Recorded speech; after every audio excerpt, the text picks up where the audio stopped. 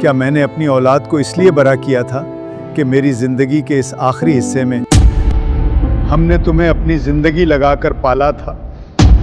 अल्लाह इस दर्द का इंसाफ जरूर करेगा। सोचिए, एक ऐसा घर जहां कभी बच्चों की हंसी गूंजती थी, जहां सुबह माँ अपने बच्चों को स्कूल भेजती थी, बाप अपनी औलाद के मुस्तकबिल के लिए दिन रात मेहनत करता था, जहां ईद पर पूरा घर मेहमानों से भर जाता था और जहां एक बुजुर्ग बाप की आवाज से घर के फैसले हुआ करते थे। लेकिन फिर वक्त बदला, बच्चे बड़े हुए, किसी ने शहर का रुख किया, किसी ने फॉरेन कंट्री में जॉब हासिल कर ली, किसी की शादी हो गई, किसी का अपना घर बस गया। और कभी कभी इसी बदलते वक्त के दरमियान वो बुजुर्ग जिनके कंधों पर बैठकर बच्चों ने दुनिया देखी थी, खुद एक ऐसे कमरे तक पहुंच गए जहां उनका इंतजार करने वाला कोई अपना नहीं था। इसी कहानी का एक नाम है ओल्ड एज होम। पाकिस्तान में ओल्ड एज होम का लफ्ज सुनते ही अक्सर हमारे जहन में एक ऐसा तस्वुर आता है जहां औलाद अपने माँ बाप को छोड़ देती है, लेकिन हकीकत इससे कहीं ज्यादा गहरी है। एक सवाल दिल को जरूर चुभता है, पाकिस्तान जैसे मुल्क में जहां माँ बाप को अल्लाह की नेमत और घर की बरकत समझा जाता है, ओल्ड एज होम्स की जरूरत क्यों महसूस होने लगी? आज पाकिस्तान में एक तरफ हमारी पॉपुलेशन बहुत तेजी से बढ़ रही है और दूसरी तरफ बुजुर्गों की तादाद भी बढ़ रही है।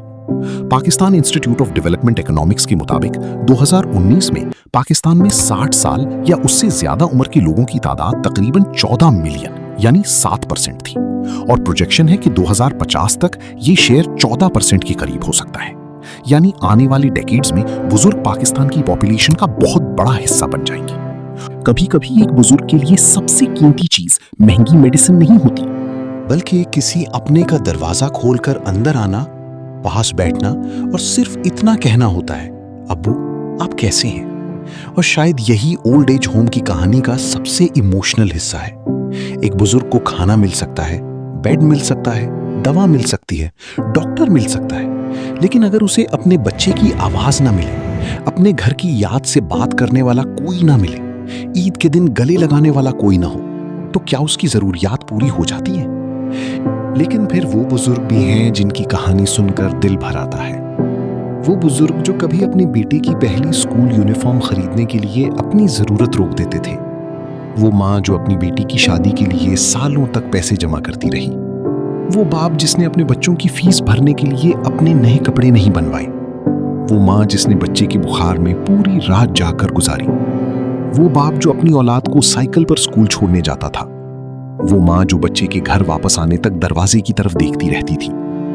और फिर जिंदगी एक दिन ऐसा मोड़ लेती है जहां वही माँ किसी और कमरे में बैठी होती है और दरवाजे की तरफ देखती रहती है, मगर इस बार उसे नहीं पता होता कि दरवाजे से कौन अंदर आएगा। मैं बाप हूं, मैंने ख्वाब बेचे तो ख्वाब सबके खरीद लाया। मैं वो हूं जिसने अजाब झेले तो आप लोगों ने चैन पाया। मुझे जो बदले में मिल रहा है, सिला ये क्या है, इनाम क्या है, मेरा बताओ मकाम क्या है? कभी सुनो मुझसे लाडलो तुम मेरा फसाना मेरी कहानी, कभी तो पूछो कहाँ गई है मेरी वो रंगों भरी जवानी। तो याद रखना तुम्हारी खातिर तुम्हारे बचपन पे वार दी, तुम्हें मैं पहले जवान कर लूं ये करते करते गुजार दी।